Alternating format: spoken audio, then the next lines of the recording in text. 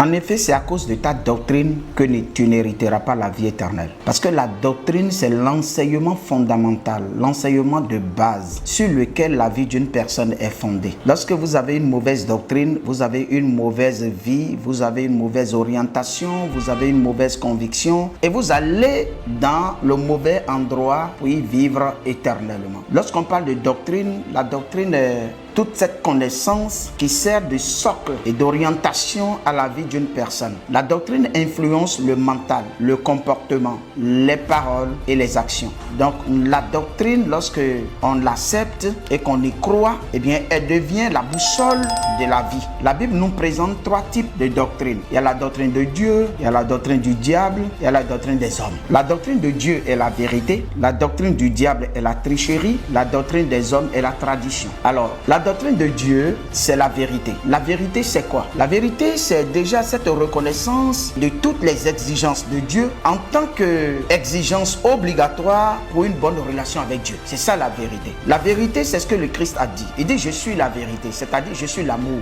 Donc l'amour que l'on vit et que l'on manifeste à l'égard de Dieu et à l'égard du prochain est déjà ce que l'on appelle la vérité. Elle n'a point besoin de pratique. La doctrine du diable, c'est la tricherie. La tricherie, c'est cette contrefaçon de l'amour qui exige un principe de donnant-donnant. C'est-à-dire, je vous aime parce que vous conformez à mes exigences. Nous sommes ensemble parce que, eh bien, nous trouvons en nous-mêmes des intérêts. Et ça, c'est de la contrefaçon de l'amour inconditionnel. Eh bien, cette contrefaçon émane des pensées diaboliques. Il y a maintenant la doctrine des hommes qui est basée sur la tradition, des pratiques cérémonielles, des pratiques traditionnelles, des choses à faire pour plaire à Dieu. En réalité, il y a une seule chose à faire pour plaire à Dieu. C'est la pratique ou la manifestation de l'amour dans le cœur. Et cet amour se manifeste de façon inconditionnelle. Eh bien, il consiste à accepter Dieu et ses exigences, lui seul, lui vouer sa vie et lui obéir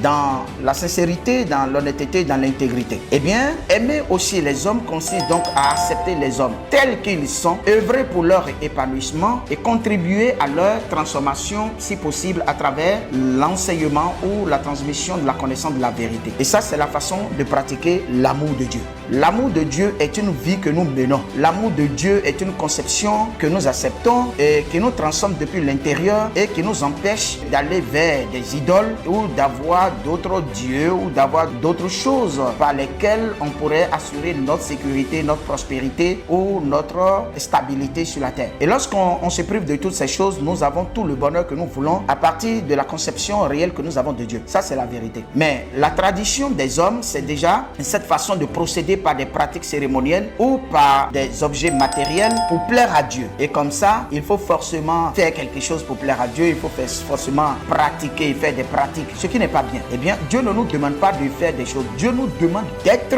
quelque chose. Il y a l'état d'esprit qui conforme à la vérité de Dieu. Il y a le faire des choses qui n'engagent pas l'état d'esprit qui est la tradition des hommes. Et enfin, la tricherie du diable, c'est déjà le fait d'imiter les exigences de Dieu sans pour autant être dans cet état d'esprit. Alors ainsi nous voyons dans le monde plusieurs personnes disent oui, nous sommes ensemble, nous nous aimons, mais que notre amour est fondé sur un accord. Et lorsque quelqu'un viole cet accord-là, eh bien on ne l'aime plus. Parce que lorsqu'on ne trouve plus notre intérêt avec quelqu'un, on ne voit plus notre identité, notre image dans quelqu'un, on ne l'aime plus. Comme l'a dit l'autre, l'existence de ceux qui pensent le contraire de ce que nous pensons est la condition de notre existence. Et ça, c'est de l'amour. Lorsque quelqu'un ne pense pas la même chose que vous, eh bien cela est la preuve que eh bien, vous existez. C'est la loi de l'existence. Et ça, c'est la loi de l'amour. Que la grâce de Dieu abonde sur vous et que vous compreniez la notion de l'amour qui est la doctrine de Dieu. Toutes les autres doctrines que vous pratiquez, les religions, les traditions, les superstitions et les présomptions et les illusions auxquelles nous nous abordons sur la terre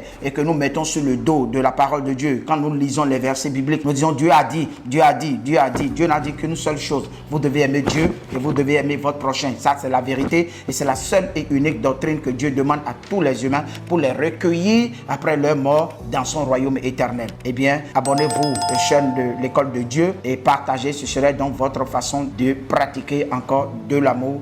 Que Dieu vous bénisse. Soyez en paix. Shalom, shalom et à bientôt.